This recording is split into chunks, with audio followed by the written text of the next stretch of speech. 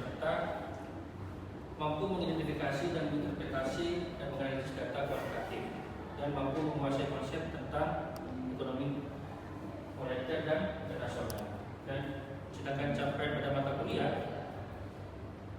untuk materi hari ini, yaitu kita akan menganalisis bagaimana pada yang kedua, yaitu mampu menganalisis permasalahan hubungan perdagangan internasional. Itu pada pertemuan tersebut tentang perusahaan multinasional. Nah, ini subjek pada tertuju mampu memahami dan mendasarkan pergerakan internasional dan perusahaan multinasional.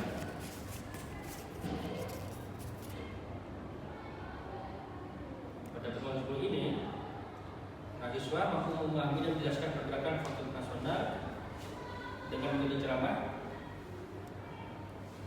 dan mampu menyimak materi dengan baik. Kita langsung masuk ke materi pertemuan tersebut.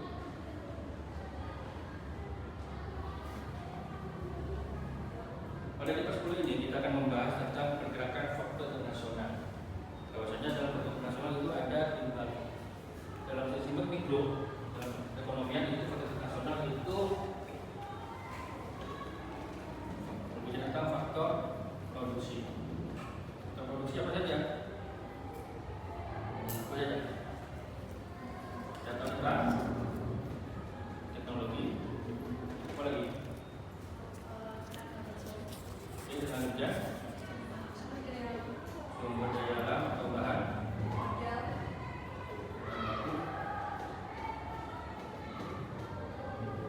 dan apa lagi? Oke, interpretasi. Nah,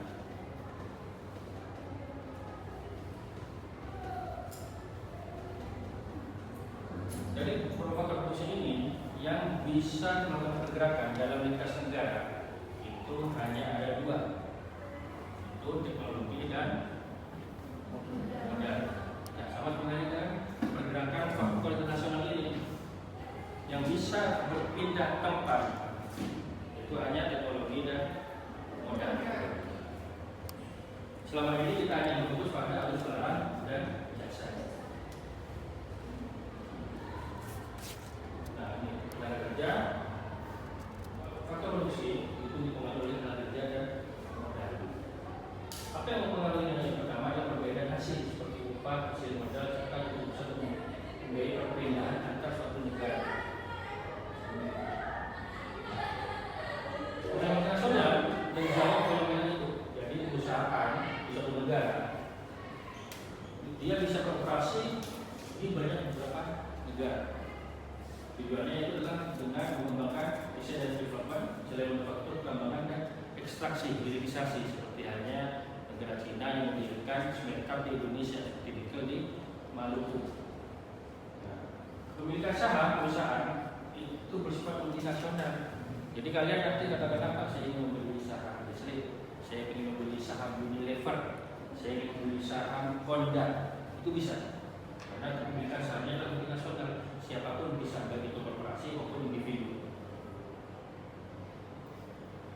Ini contoh beberapa perusahaan multinasional yang menghasilkan revenue pada tahun 2016.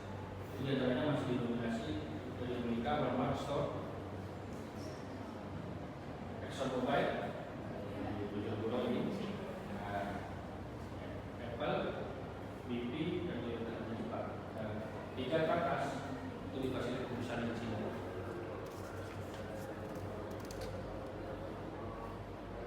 Perusahaan multinasional dapat diklasifikasi menjadi dua, yaitu vertikal dan horizontal. Vertikal di mana memutuskan untuk perusahaan, anak perusahaannya mendirikan cabang perusahaannya untuk memproduksi barang setengah jadi. Jadi ikut.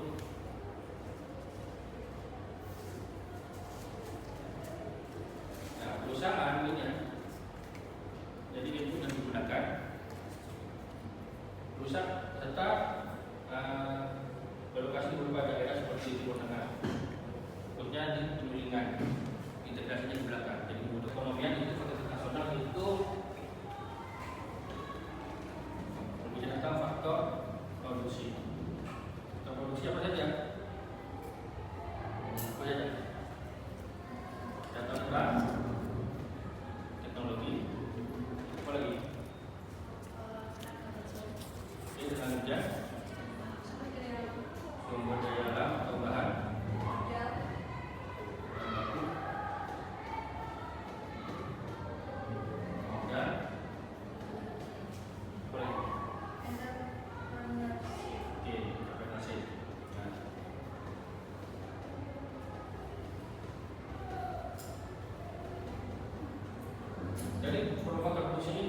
yang bisa melakukan pergerakan dalam lintas negara itu hanya ada dua, itu teknologi dan modal.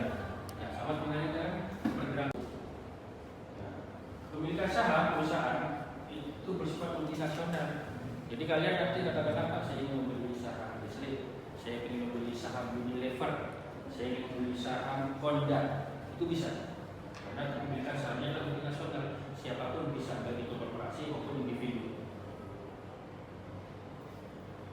Ini contoh beberapa perusahaan multinasional yang menghasilkan revenue dalam 2016. Itu diantaranya masih didominasi dari Amerika, Walmart, Store, ExxonMobil, Pulau ini, Apple, BP, dan Toyota di Jepang. Tiga ke atas itu dikasih perusahaan di Cina.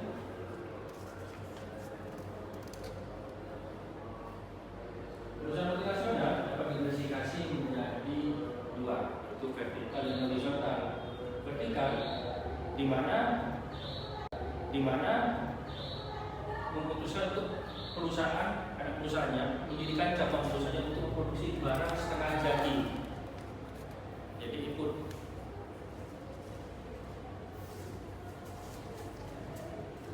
Nah, perusahaan ini jadi input yang digunakan perusahaan serta berlokasi di beberapa daerah seperti Timur Tengah. Inputnya di penyilingan, integrasinya di belakang, jadi membutuhkan input. Jadi kebanyakan perusahaan itu hanya membuat produknya setengah input lalu dikembalikan lagi ke itu perusahaan. Berbeda dengan perusahaan yang horizontal. Horizontal itu hanya mengembangkan bisnisnya serupa, sama. Bedanya di mana? Bedanya itu kalau untuk perusahaan vertikal itu menguasai rantai pasok suppliernya, sedangkan horizontal itu barangnya sama, identik.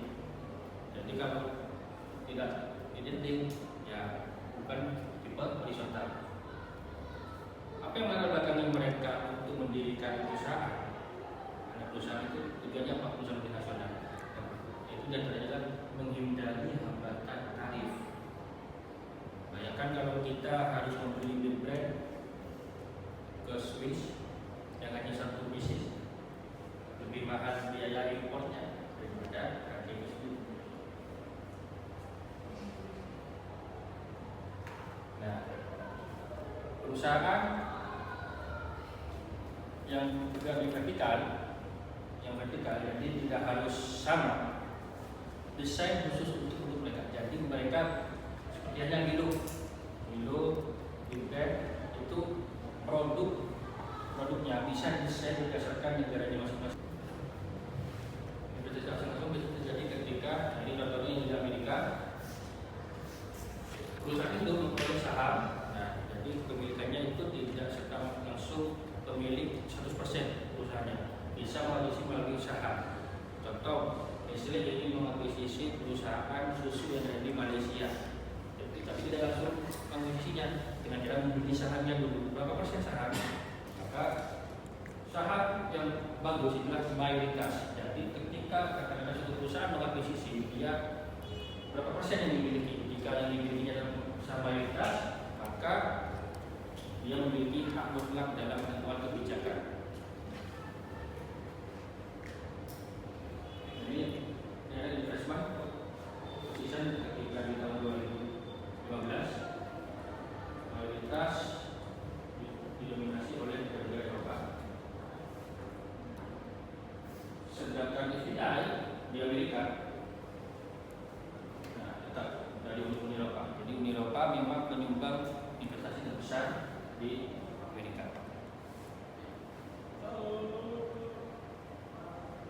Motif investasi awal adalah adanya maksimum profit.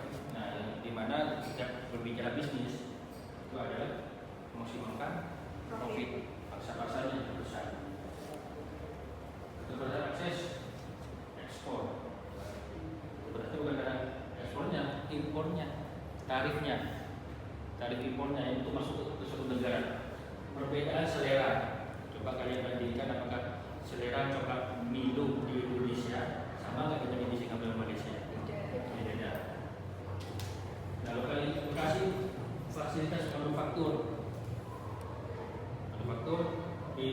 Konstruksi negara itu berbeda. Ini yang mempengaruhi karena perusahaan itu tidak hanya memilih dari sisi selera, ketersediaan infrastrukturnya, sumber manusianya, SDM-nya itu kalau dipilih.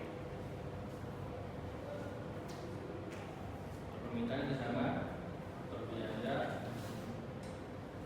Ya, tadi mengurangi seperti itu biaya investasinya, mereka bisa membuka produksi di shell produksi minyak Indonesia.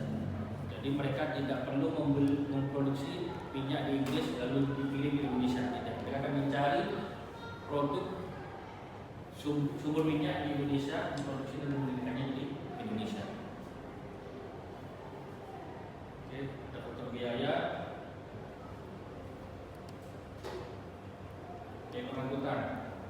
Pengangkutan dan bahan mentah dan juga produksi pasar.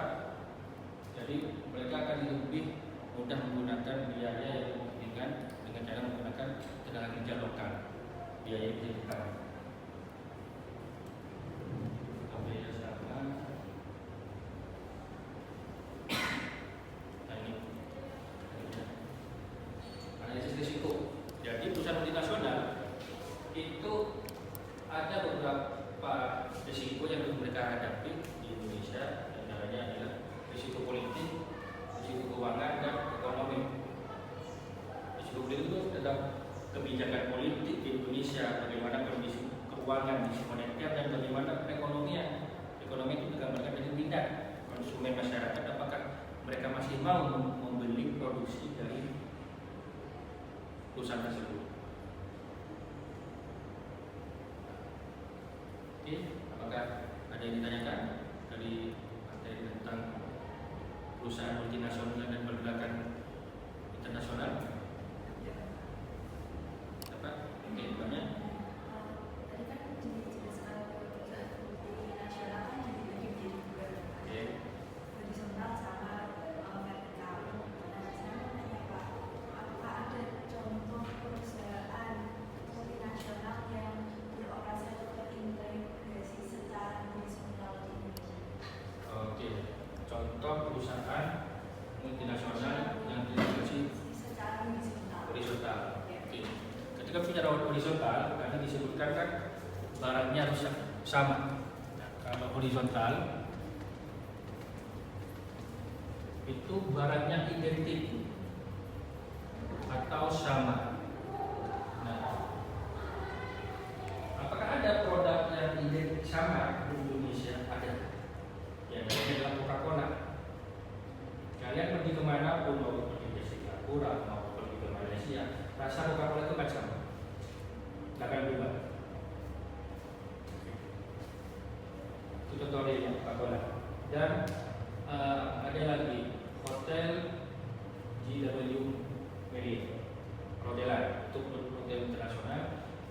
Dimanapun kalian berkunjung, pasti itu ada hotel JW Marriott, itu pasti fasilitasnya sama. Baik di Singapura, di Indonesia, di negara manapun pasti sama. Jadi ada beberapa negara yang memang menjadi perusahaan internasional di beberapa negara, namun barangnya identik sama persis dengan barang dari induk perusahaannya. Identik bersama. Jadi Coca-Cola dan perhotelan itu JW Marriott.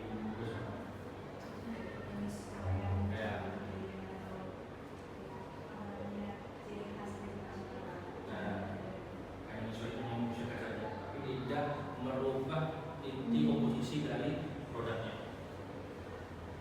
Ini ada lagi, ya. Apakah ada perusahaan multinasional yang mengalami risiko seperti risiko politik, keuangan atau ekonomi di Indonesia? Oke, perusahaan yang berdampak risiko politik. Iya.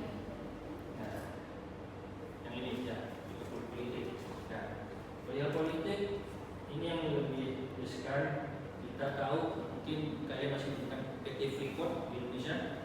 Ya, PT Freeport di Indonesia itu mengalami ya sebenarnya risiko politik, di mana pada ketika Presiden Jokowi mengambil kebijakan untuk mengakuisisi PT Freeport,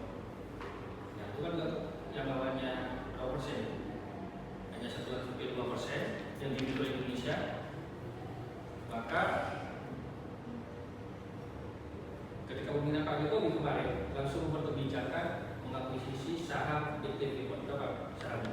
Ada yang tahu? Tidak? Saham yang dimiliki PT Freeport yaitu 51%.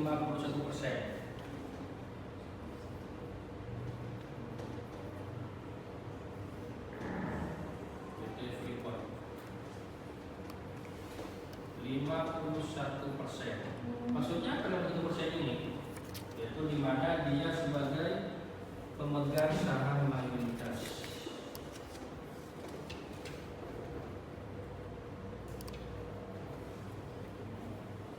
Jadi menentukan arah kebijakan.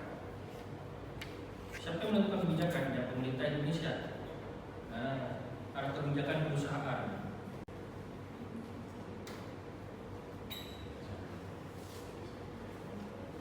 Yang awalnya hanya jadi pemerintah sebagai pemegang saham mayoritas, dia sekarang penentu kebijakan. Kebijakannya apa? Bebas. Seperti mau kemana smelternya? Smelternya kan awalnya di Amerika, sekarang dipindahkan ke Gresik kan? Nah, smelter di Gresik. Ya, tenaga kerja harus penduduk lokal, ya kan? Nah, inilah kebijakan-kebijakan dampak dari pengakuan saham dari PT Freeport. Contoh dari sisi perekonomian, sekarang ada perusahaan multinasional yang juga berdampak dari sisi perubahan selera konsumen. Mungkin kalian dampak dari mobil listrik, kalau mobil listrik dari Cina itu berdampak pada pergeseran konsumen dari mobil Jepang ke mobil Cina. Nampaknya pas seperti Honda sekarang mengalami penurunan dan banyak beberapa dealer Honda itu tutup. Bahkan ada yang dealer Honda itu berganti menjadi dealer mobil-mobil Cina. Nah, itu berdampak dari sisi ekonomi, perubahan switching dari selera konsumen. Dari sisi politik ada lagi. Contohnya Shell tahun kemarin, yang ketika mereka sudah kehabisan stok oleh pemerintah tidak diizinkan untuk mengimpor sampai menunggu akhir tahun. Itu juga kebutuhan risiko politik yang harus diterima oleh perusahaan multinasional, ya kan? Ada lagi? Ya. Ini Pak, berikan contoh kayak perusahaan multinasional yang beroperasi terintegrasi secara vertikal di Indonesia. Oke, kalau tadi ada yang tanya banyak kan? Dari horizontal. Nah, Sekarang yang vertikal. Vertikal itu fokusnya pada penguasaan supply, rantai pasok.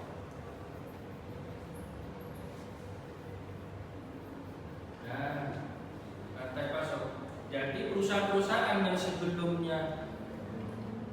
masuk ke investasi, dia akan melihat rantai pasoknya ada nggak bahan yang dibutuhkan. Seperti Unilever, Nestle, dia akan rantai pasoknya ada nggak di Indonesia. Kenapa? Karena mereka dari sisi vertikal, bukan horizontal. Horizontal semuanya bahan. Ya kan, kopi robusta terbaik di Indonesia itu dari Lampung. Jadi kalian nanti kalau jadi pengusaha kopi, belajar ke Lampung dulu. Bagaimana mencari bibit kopi robusta terbaik di sana.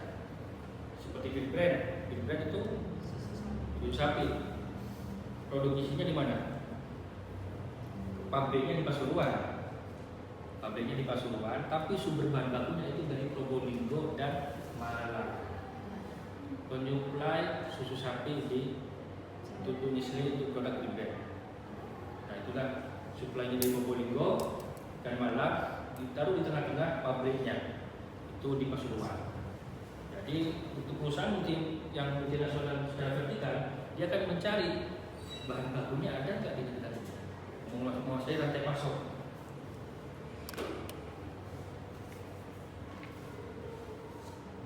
Ada yang bertanya? Ada lanjutan lagi? Ya.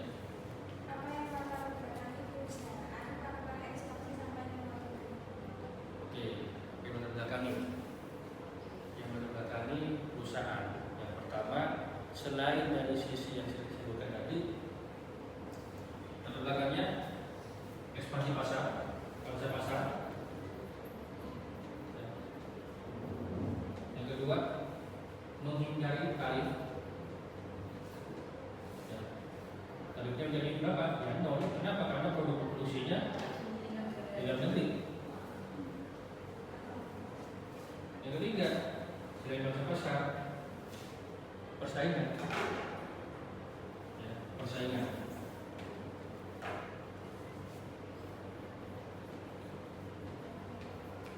Persaingan global. Jadi perusahaan multinasional itu tidak hanya membawa bisnis, tidak membawa bisnis, tapi juga membawa identitas negara, membawa nama baik negara, juga membawa perusahaan multinasional juga bisa menjadi bagian dari diskusi politik. Contoh, semakin banyak perusahaan yang menanamkan perusahaan multinasionalnya di suatu negara, itu juga bisa menjadi diskusi politik. Nah, jika ada pertemuan, ada berapa banyak perusahaan multinasional di negara Anda? Itu bisa menjadi tekanan politik juga. Bayangkan Honda, Yamaha, apalagi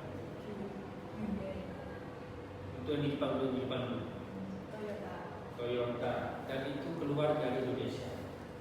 Berapa tenaga kerja yang dirugikan? Income nggak ada, masyarakat akan mengalami PHK. Jadi perusahaan multinasional tidak hanya berbicara di sini, tapi juga berbicara tentang berkontribusi dari sisi diskusi atau perjanjian politik antar negara.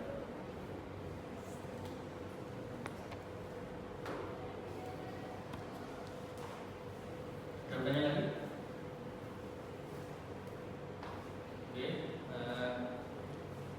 ada pertanyaan untuk kuliah pertemuan hari ini. Tugasnya, outputnya pada hari ini itu kalian mereview menyusun paper tentang perusahaan multinasional yang ada di Indonesia. Profilnya apa, permasalahannya apa di sana. Dikumpulkan ke ketua kelas via Google Drive ke saya nanti. Ya, seperti biasa Google Drive. Sertai dengan analisis kalian tentang perusahaan multinasional yang ada di Indonesia. Oke, sekian. Jika ada pertanyaan dan tugasnya, ada pertanyaan tugasnya? Kenapa? Deadline-nya dikumpulkan sebelum pertemuan berikutnya. Ya. 1 minggu dikumpulkan file ke ketua kelas.